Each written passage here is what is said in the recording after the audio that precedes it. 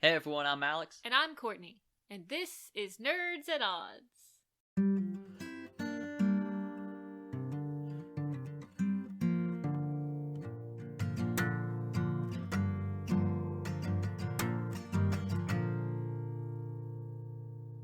Nerds at Odds is your weekly podcast about all things in nerd culture and beyond. And if you want to get the show 4 days early, ad-free, and with the ability to submit your questions, comments, and concerns, head on over to patreon.com/nerdsatodds. You can also check us out on YouTube, Twitch, Instagram, and Twitter at Nerds at Odds. And if you want to leave a rating and a review on the podcast service that you're using to listen to this show, that would really help us out and grow our audience. And also remember, everybody, that this is going to be a 2-part Christmas bonanza. It's a complete blowout for the holiday season. You're going to get part 1 today, the day you listen to it, obviously, and part 2 comes out for free next week on Friday, or if you want to get it early, like I said, you can get it on Patreon. So be sure to check out both parts for a complete spectacular.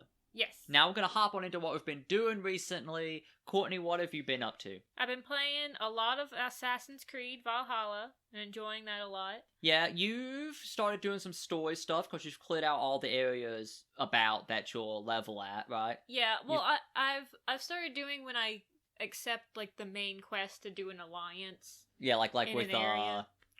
what are they called in England? Provinces, boroughs, like counties. Leicestershire and Yeah, I don't know. think it's a kingdom. I don't know what it was called, but that area of land. Yes. So then I'll clear out all that stuff and then I'll do the quest. Yeah. So you've completed. You're about 60 hours into this game. Yes. Or so. Yeah. And I would guess you're probably a third of the way through it from just the size of the map and what you haven't uncovered yet. I know I'm at least 55 hours in. Yeah. And you're about a third of the way through it. So if you guys want a game that gives you bang for your buck, and Courtney seems to have enjoyed all 55 of these hours. But I know that I'm going back to Norway at some point, because there's still plenty of stuff in there that I haven't done. Like, there were places that were way out of my power range, remember? Yeah. I couldn't do. Yeah, that is true. There was like from what I remember, there was 2 places in Norway, like 2 different areas. Yeah. And one of them was like starting level. I think the other one was 200 and something. Yeah, it was crazy. So, yeah, if you guys want a game that has a lot of bang for your buck, and Courtney seems to have enjoyed all 55 hours. I do enjoy it. Yeah, you haven't had... Still waiting for them to fix that quest. Yeah, there's a quest that's been broken, apparently since the game launched, from what I've read online. And they have not come up with a fix for it yet, and no one in the message boards has figured out a way to make this quest work, which is upsetting. But I would really suggest you guys grab Assassin's Creed Valhalla if you like these type of Ubisoft open world games, because you definitely get your $60 worth out of this one. And it looks amazing on PlayStation 5 and Xbox Series X. Mm-hmm. So yeah, you've also been playing some Among Us? Yeah, I finally got back into it after the hacking issue. It's not a problem anymore? It doesn't seem to be. I think they've done a good job. Though I remember back before they fixed it, I would have people, they would be like, "Oh, I know it was you. I hacked my speed." It's like, what? Why even hack in a game like this? Yeah, you don't get there's not really any stats. You don't get any rewards. It's not even like Fall Guys where if you win, you increase your XP to get a reward. Yeah, you still have to, like, if you want different skins or hats or pets, you have to buy them. Yeah, that there is no reason to hack in the game because you don't get rewarded for winning, you know? It's the only reason you would hack is to make yourself feel better, but you're not even, like, winning of your own accord. You're winning because you're hacking. They announced a new map at the Game Awards for Among Us, this, like, space blimp place. I forget what it was called now. Yeah. Have you played it yet? Do you know if that's out? It's not out yet. It's not out yet? I have all the maps turned on when I search for games. Oh, yeah. So I can, like, get random assortment. Usually the scaled gets filled up pretty quickly, so if you're just, like, looking for a game and you don't want to sit there and be, like, told that the games are full, just choose a different map. Yeah. It won 2 awards at the Game Awards. I know I told you that the other day, but for the audience that doesn't know, do you think it's deserved? I mean, it's a great game, and I think it's perfect for the world we live in right now. What do you think of it winning Game Awards coming out in 2018, though? I don't know. You're fine with that? It's fine. I mean, it didn't get any recognition whatsoever when it first came out, and then people really latched onto it. Yeah, the developers seemed really nice. There's 4 of them. I thought there were 3. No, there's 4 of them. Huh. Yeah. They seem nice, and it's a fun game. I mean, you don't play it as much as I do. You don't get to deal with the people. I had someone today I was playing, and I was just, I was just on there playing, and I was away from the group, and someone dies in the game, and someone reports the body, and they go, "It's Brown." And I'm like, "Well, what's your proof?" And they're like, "You're stupid." And I'm like, you just said it's Brown. Yeah. You didn't give any proof. And I was just like, I don't know what I'm supposed to do here, Like, I voted for Brown. They were the imposter. But you gotta give some proof. Yeah, so I'm not about that, and we don't really have... It's hard to get a group of friends going just at a moment's notice, when the urge strikes you. Yeah. Sometimes you get some great groups of people, but other times you just get annoying, mean people. So on top of that, you finished the Song in the Silence book with Yes. the weird dragons and stuff. It's got dragons in it. It's good. I enjoyed it a lot. Would you recommend it? I recommend it. It's a little, it takes a bit to get into. Once you get to the dragons, it's pretty cool. The author is actually on Twitter. So I followed her recently. Okay. Pretty good, gotta say. I want to try and read the sequels, but my sister said they weren't great, so I don't know. Okay. Well, I've been doing some gaming over the past week, obviously. It's a hobby of mine. And I want to talk about two shorter things, and then I'll talk about the big thing most people probably know has came out recently. So first, what's not on this run of show is I played a lot of Pokemon Crown Tundra on the Switch while Courtney was playing Assassin's Creed Valhalla. Crown Tundra's the new DLC that came out about a month or two ago at this point. Yep. It's very shallow, I feel. There's not much story. The guy's like, go catch these legendaries. I've caught all the legendaries now, except for the one you need to trade with the person who has the sword with to get. I haven't played it, so... Yeah, Courtney's not trading me that Pokemon. And then you fight in this, tournament thing, but there's not much story there. They're just like, hey, we created a tournament where the gym leaders fight each other. And then that happened, and I've caught all the Pokemon I can catch in the Shield version of the game now. That's fine. I like the base game, Sword and Shield. It's probably one of my favorite Pokemon games. But I feel like the DLC was lacking, and I hope they evolve the formula even more in the next one. What? Evolve. I didn't mean to make that pun, but yeah, I hope, because people have been playing Temtem, which came out recently. I haven't given it a try, but in all the podcasts I've listened to, at least one person has been like, "Oh, I've been playing Temtem," and they're like, "It's what Pokemon would be if they cared about making a better game every year and not just the same game." Oh, goodness. So I've been doing that. I've also been playing Destiny 2's next gen upgrade for PS5. It makes the game so much better. It's night and day how much better it looks and feels. Though getting the update was an adventure because you had to go in and download this free version of the game, right? That's like PS5 and PS4. Yeah. And then you download that, and then it downloads the version that you have. Like, what console you're playing it on. It's like, oh, you have the PS5, now you're going to get the PS5 version. And I was like, why is my storage space so full? And it's because it still kept the PS4 version. It didn't, overwrite that, so I had to delete that as well. But after all that was done, it was just a little bit of a hassle. Thankfully we have decent internet.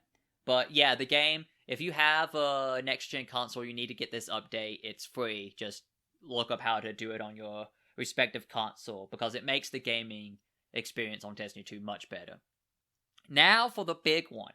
The game that everybody's probably at least heard of recently because it's the most streamed single-player game on Twitch history. It sold 8 million copies before it came out.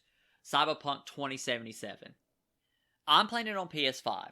So my experience is going to differ from those who are playing it on base consoles or PC. On the PS5, and I'm assuming the Series X as well, it runs fine. It runs at 60 frames per second. It doesn't stutter. It doesn't really drop. It runs...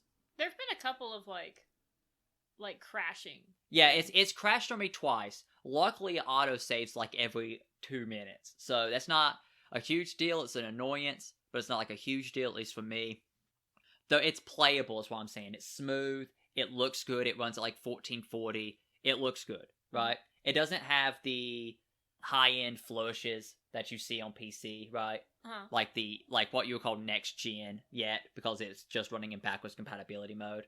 But if you have a PC and you have a PC that's like a $2,000-$3,000 PC, this game's gonna look much better than it does right now.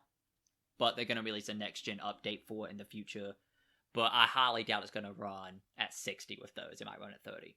Now, a word of warning to those playing it on last gen consoles, okay? I feel like I have to do this before I give my opinion of the game.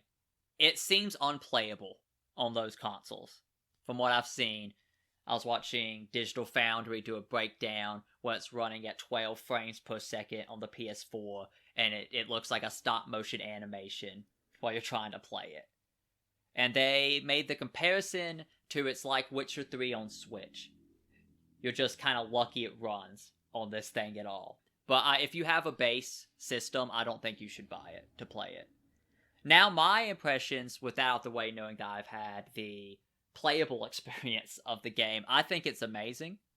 I like The Witcher 3 better, I feel. I like those characters and the setting, but if you like futuristic stuff, you might like this more. The quests are very impactful and interesting. I was very emotionally invested into what's going on. It's fun to play. It's very deep RPG-wise. I think that's the thing Courtney noticed the most. It's just too much. There's too much micromanaging of things. It's just too much for me. Yeah, but...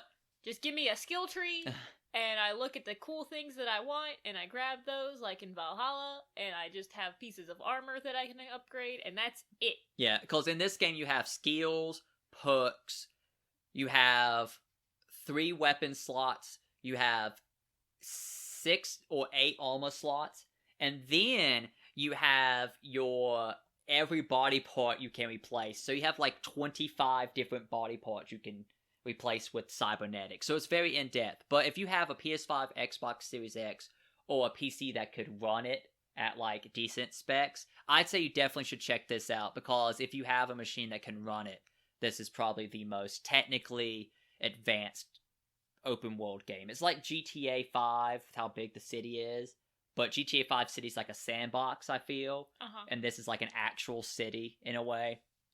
Check it out if you have the machines that can run it, but word of warning, don't play it on last gen consoles.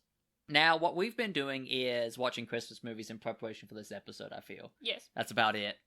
And other than that, we watched Mandalorian Season 2, Episode 7, and we're going to give a brief spoiler-free review here, because we're going to do a spoiler episode in a couple weeks, or a month or so. What you think? This was a great episode. It was really enjoyable. I wasn't bored. Are you often bored? Every once in a while. Like, when there's too much action, can be a little boring.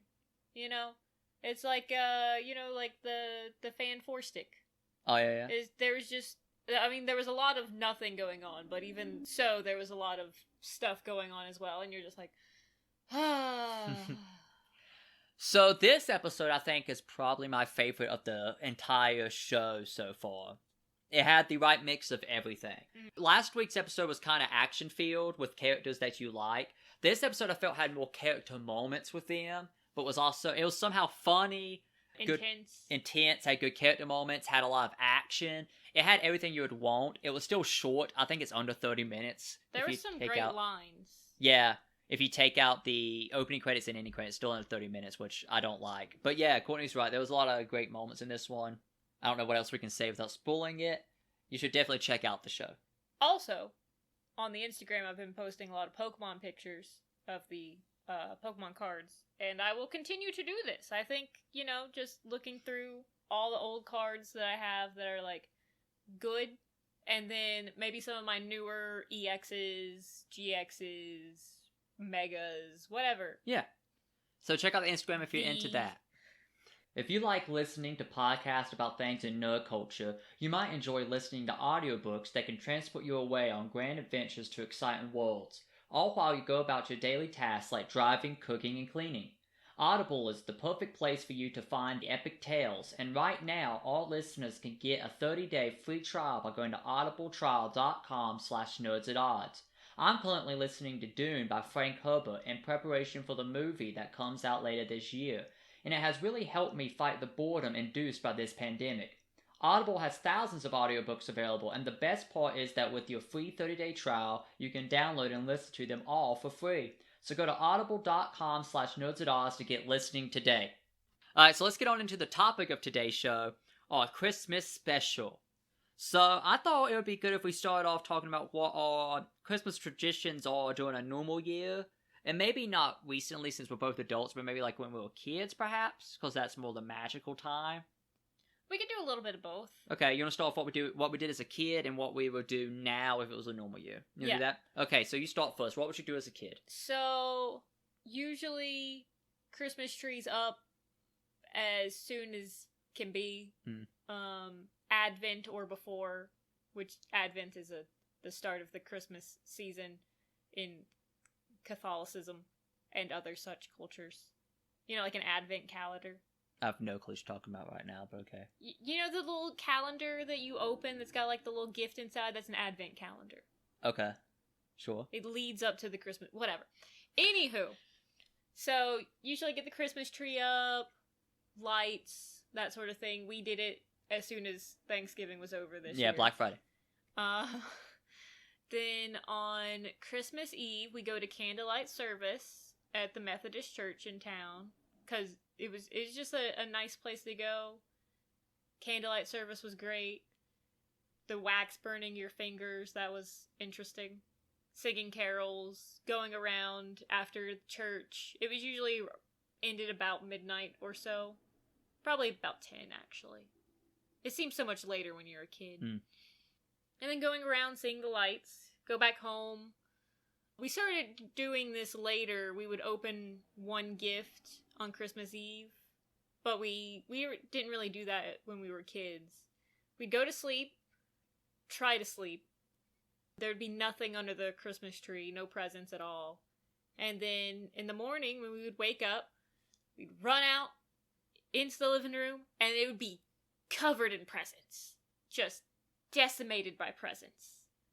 And then Mom would be there, and we just unwrap all the gifts, and it was fun. I remember one of my best one of the times I walked past a present I didn't even see because I was looking at all the wrapped gifts around the tree, and it was a bike. I just walked right past it. And then Mom would make Christmas breakfast. We didn't really have a Christmas dinner. We just did Christmas breakfast.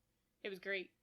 I guess I'll just talk about when I was a kid, and then we'll go back to your adult thing. Mm-hmm. I feel like my childhood and now are the same.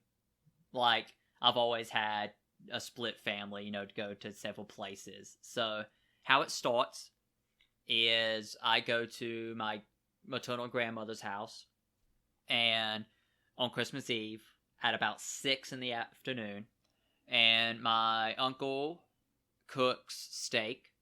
That's what we do there for Christmas dinner. He cooks ribeye steak, and we eat that, baked potato salad, steak dinner. Sure. And it's my maternal grandma, my uncle, my aunt, my 2 cousins, me, and my brother. And then we go and open all the gifts that they have brought us and we have brought them on Christmas Eve. Mm-hmm. That takes, 2 or 3 hours. We probably go back to my dad's, my brother and I, around 10 or so. Then we, go to sleep. Wake up. And this hasn't really changed from when I was a kid either. So we just wake up and just wait until everybody can come together in the afternoon. It's kind of hard wrangling my brother, me, my stepmom, and her 3 kids, and the grandparents and all that, so we have to kind of time it so everybody's there to open all the gifts. By the time everyone's there, there's probably 12 or 13 people crammed in my parents' house, and you've seen my parents' house. Yes. It's a 2-bedroom, 1 bathroom, and they added a 3rd bedroom that used to be a carport, so it's tiny. It's like 700-800 square foot max in the whole house. So there's like 13 people crammed in there. 1 bathroom. Yeah, 1 bathroom. We divvy up the presents between everybody. So, I don't know, there's probably 200 presents in this tiny house total, since everybody gets at least one, and the kids usually get a dozen or 20 or so. And then we take turns from youngest to oldest opening one gift, and we go in a circle until everyone has opened all their gifts. So this takes hours to do, but it's exciting because you can see what everyone got, I guess, is the idea. And I enjoy this a lot. And then, we kind of clean up, and then my dad gets the ham in the oven, the turkey in the oven, the fixings going, Mm-hmm. And then we have like a second Thanksgiving, but this time the main thing's the ham. And it's amazing. Get cherry glaze with some pineapple on there. It's a good ham. I'm making it this year. We'll see if we get it going. Courtney is going to be a believer after she eats this ham. I don't like ham, so Yeah. maybe not a big ham. Oh, I'm going to eat pounds of this ham. Okay. So it's fine. And if you don't eat a slice of ham, no Christmas gift. I'm for gonna you. eat a slice of ham because it's apparently the only thing that we're gonna be having. I should make it the only thing we're going to be having. I was going to buy a chicken to roast as well for you, but if Yes, you're going to act please. like this, it's only going to be ham. So that's my Christmas tradition every year. What do you do as an adult now? Is it any different? Well, I forgot some stuff. Okay. Usually, like maybe a week or so before Christmas, the whole family would go to my papa's.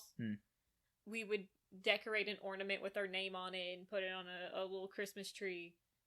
And just hang out with all the family, which, if you remember from the Thanksgiving episode, is usually like 70-some people in one area. It's a time. Yeah. It's a time. Well, I think before you get on into your adult traditions, I think maybe yours differ from mine in a little bit. Mhm. Because I'm the oldest child. So all my siblings and everybody are still at home. So I'm the only one who has to kind of go there. Yeah. But now that, and it might change in the future, it's probably going to change in the years to come. Now that your sister has a husband and a house and a kid, I feel like your adult Christmas is being changed a lot. It's going to be changed a lot. Yeah. Well, it was already starting to change. After opening all the gifts on Christmas, me and my sister take photos with the remnants of the wrapping paper. Oh, that's a cool tradition. So funny, if I gave Brittany, my sister, and my mom socks, and I would put the socks on the wrapping paper on as gloves. Yeah. And then take a piece of wrapping paper that kind of looks like a hat and put it on. It was fun. Your Christmases probably resemble more of the traditional white Christmas, I'm assuming, from where you live. No, not really. Not really? Actually. Okay. We've had a white Christmas a couple times, but just because we live in the valley of a mountain doesn't mean that we're going to get snow. Usually the snow happens in the start of the year and not towards the end of the year. In my childhood, before I came to college, so the first 19 years of my life, it snowed once enough to stick on the ground and play in. Yeah. My entire life. So Christmas back home could be set in the 70s for me. So it's weird. I mean, usually we don't get a white Christmas, but that's fine. Anything you want to add about your traditions? I didn't do my adult one yet. Okay, adult. See what we got. Okay, so adult Christmas. Go to my mom's. Usually try to get there maybe 3 days before Christmas. Stay there for a week or so. It's been a little bit harder because job. Yeah. So this is more while you're still in college. While I was still in college. Yeah. With the job, maybe about 5 days altogether. Go there, help my mom set up the Christmas tree. My sister would be there. On Christmas Eve, since we're adults, my sister and I would sit back to back. We would already have our gifts wrapped for each other and for our mom, but mom would give us the gifts that she bought for us and wrap them for each other. So I would wrap the gifts that mom got for Brittany, and she would wrap the gifts that mom got for me. And that was always fun, go to sleep, waking up a lot later than usual, because, Christmas, it doesn't have as much magic when you're not a kid. You don't want to wake up at the break of dawn and rush in and be like, Christmas!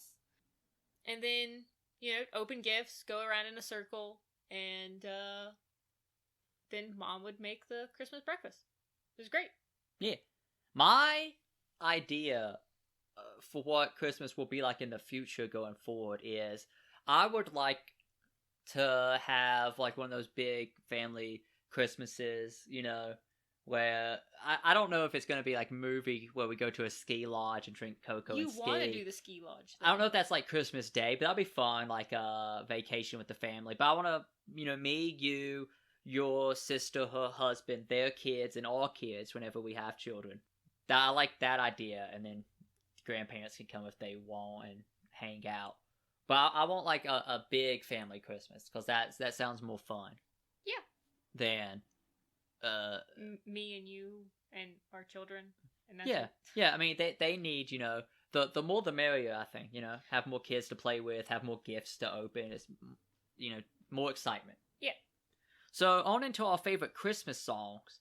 Just want to shout out a couple real quick. Which one or two come to mind as your favorite Christmas songs? So there's a lot. So there's like the Christmas church songs, and then there's like the Christmas songs that they play on the radio that usually aren't the Christmas church songs. So like Christmas church song, I really like In the Bleak Midwinter. It's pretty good. It sounds a little depressing, but it's pretty good. I really like Deck the Halls, Rocking Around the Christmas Tree. I love Michael Bublé's version of Baby It's Cold Outside. I like his Frosty the Snowman.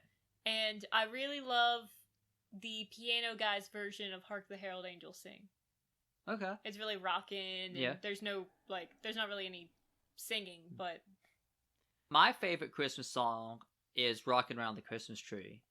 I had a poinsettia, like, Christmas decoration, a plastic one as a kid, where you push the button and it, like, bobs up and down and the song plays, which I really enjoyed. So that's my favorite Christmas song. So do you have any nerdy Christmas movies? Kind of... Memories? Yeah. Movies? Nerdy Christmas memories. Stay in the lane of this podcast a bit. What's a cool nerdy gift you got for Christmas? Well, I got the DS Rose Gold Nintendogs version one year that has like the little paw print on it. Maybe that was my start of my rose gold obsession. That one was pretty good. My sister last year got me a Legend of Zelda backpack purse thing. Yeah, really I cool. like that one a lot, yeah. She also got me a Harry Potter cookbook, unofficial Harry Potter cookbook. Which we've made one thing out of it so far, I Just think. a couple Yeah, stuff. yeah. Did we make the shepherd's pie from I it? think we tried the shepherd's pie. I've updated our recipe since then, but we tried the shepherd's pie of that. Usually, well, when the new Star Wars movies came out, Mom got me a lot of like stuff from there, like Star Wars. Is it The Force Awakens? That's the one that came out in 2015. Was that? Yeah, it was like 2 sets of playing cards that were different, and then I got a Star Wars blanket. I've gotten video games and haven't really got a lot of consoles, Yeah, I have one, I think, that stands out the most, and it's because it's something that I was denied for several years. Mm-hmm. So when the PS3 came out back in 2006, I believe, I saw it at Toys R Us. And I was like, oh, PS3. Very nice. And I poured my mom over, and I'm like, hey, this sounds like a good Christmas present. And she took a gander at that $600 price tag and said no. And I don't remember what I got that year, or the next couple years. But it was not a PS3. Yeah, that I asked for, but it was not that. And then I finally got it, and it came with Batman Arkham Asylum, which I thought was an okay game at the time. I was younger, I kind of didn't get the puzzly Metroidvania aspects of it. You still don't like puzzles. No, I think Arkham City's the best game out of that series. And I got The Dark Knight on Blu-ray. And it was a cool experience seeing my first Blu-ray movie. I remember it being eye-opening for me. I think the first Blu-ray movie I watched was like Timothy Green something. Hmm. It was that movie about the kid that the people get that's comes from the ground. I don't know. Weird. We still only own very few Blu-rays. I feel like I didn't get into buying movies until streaming was a thing, so we kind of missed that. I bought Castaway on Blu-ray. I bought that Yeah. last Christmas. Well, I mean, we have the 6 Star Wars movies. We have The Dark Knight. Mhm. Only The Dark Knight for some reason. I want to get the entire Nolan trilogy. We have Korra and Avatar. Yep. We own all of MASH, but it's on DVD. So, I don't know. We didn't really get into that. And now talking about movies, it's time to get into the big part of this episode. We're going to get into our Christmas movies ranked worst to best, all 25 of them.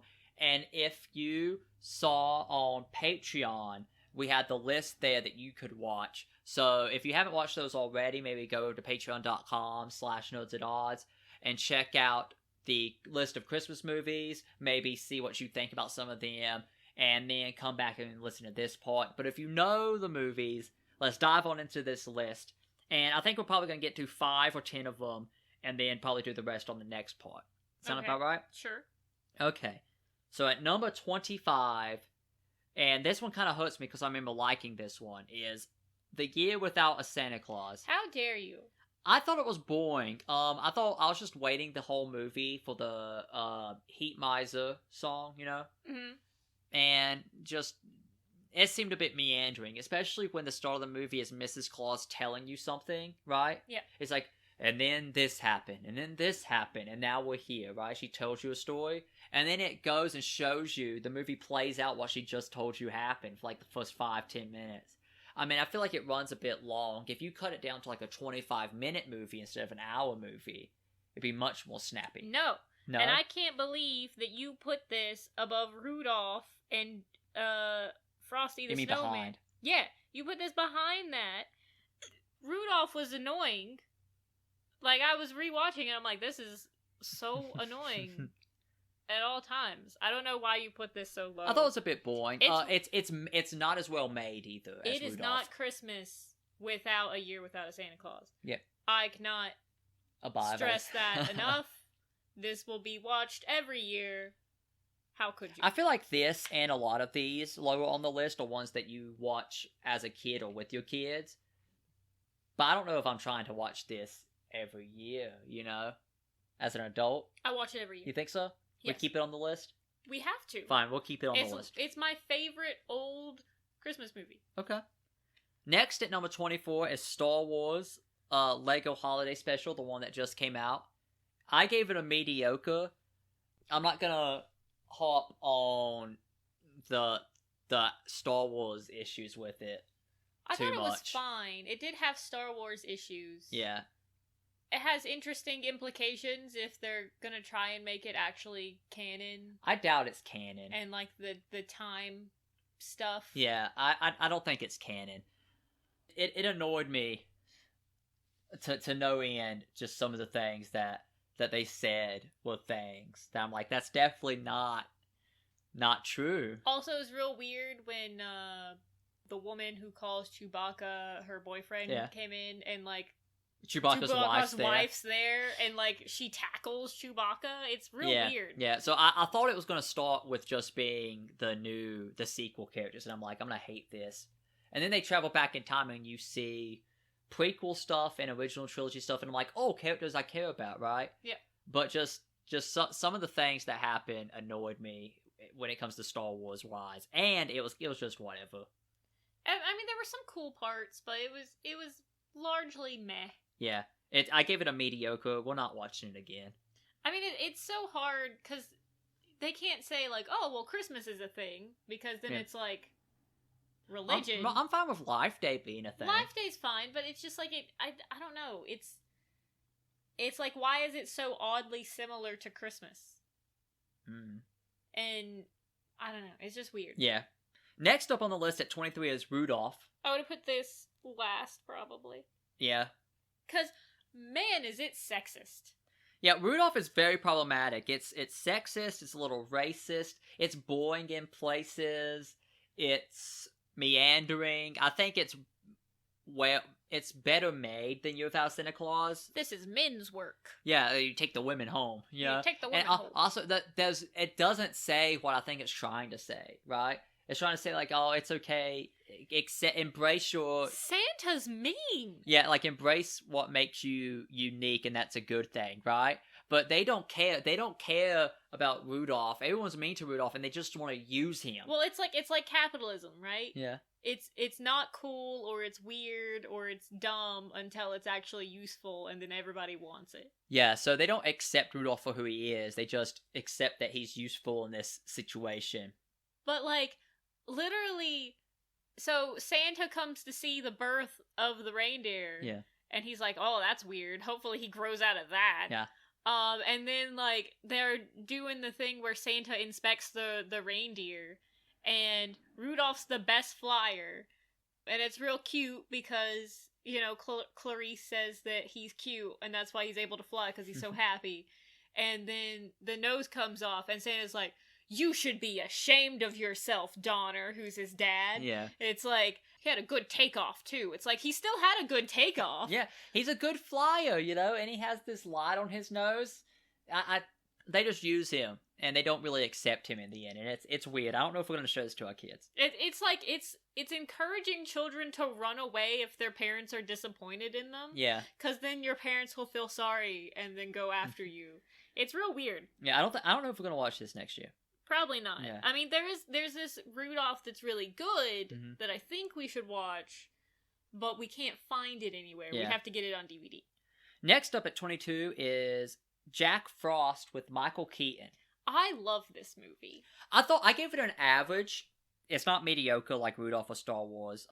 I think I enjoyed the first part more, honestly. Well, I'm not sure what part I enjoyed more. Thinking back, The middle. I mean, the first part's good.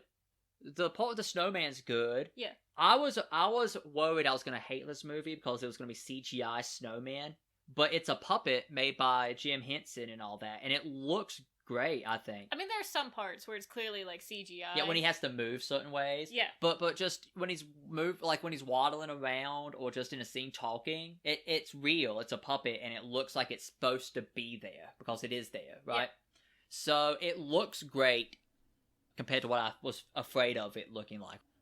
I don't know. I think why I put it so far down the list is that I was a bit sad at the end. It's a real downer of a movie.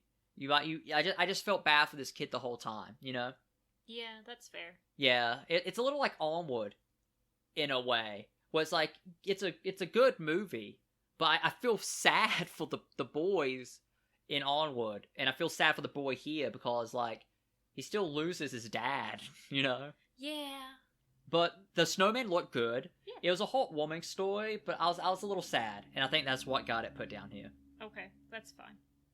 At 21, Frosty the Snowman. I feel like the reason why it's 21 is because it's like 20 minutes long and you're in and out. But even at 20 minutes long, I feel like, come on, speed it up. Speed it up. Let's make this a 10-minute film. It's just like they go on this train, and then they're like, it's too cold on the train. We'll jump off the train. And then there's like this bad guy trying to get the hat back the whole time. And they're like, oh, it's too cold in the woods. Here's a fire. Oh, the bad guy put out the fire. Let's run away. Oh, here's a greenhouse. I think Frosty's problem is that it is clearly a movie that was made from on a the song. Yes, that's the entire inspiration for the movie was the song. Yeah. And they just came up with hijinks to ensue to get you to the next part of the song. It's fine. I don't know if we're going to watch it next year, but I would show my kids this. They'd probably be into it. There's probably I think there's a different version of Frosty, one of the stop motion ones that we could do. Oh, yeah? Instead. I know there's one, I think it's like Rudolph and Frosty's Christmas in July. We have that one on. Yeah. On DS. And yeah. that one's stop motion. And it's pretty cute. It's got, he's got a wife and some kids. Frosty does? Yeah. Okay. But yeah, so those are good. Okay. Okay, guys, so we're gonna call it there. So just to run down from 25 through 21, is 25 Year Without a Santa Claus at boring. 24 Star Wars Lego mediocre, 23 Rudolph mediocre, 22 Jack Frost average, and 21 Frosty average. How do you feel about those first 5? I think you're wrong with putting Year Without a Santa Claus so low, but that's your own prerogative. Okay, so guys, check back in with part 2 for numbers 20 through 1 and our closing thoughts here at Kita Has to Say, the interesting fact. Check back next week. Bye! Nerds at Odds is made possible by our supporters over on patreon.com/nerdsatodds. If you want to become a member of our community and gain access to the show 4 days early, gain the ability to submit your questions, comments, and concerns, and so much more, consider supporting us over there. Thank you, and have a great day.